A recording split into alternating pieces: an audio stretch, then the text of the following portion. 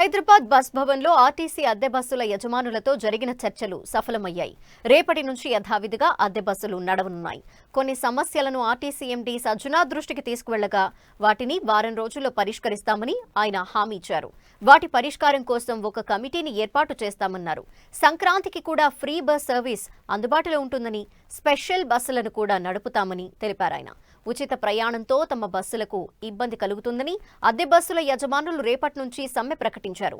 ఇవాళ RTC MD సజ్జనార్తో చర్చలు సఫలం అవ్వడంతో సమ్మె ఉండదని ప్రకటించారు.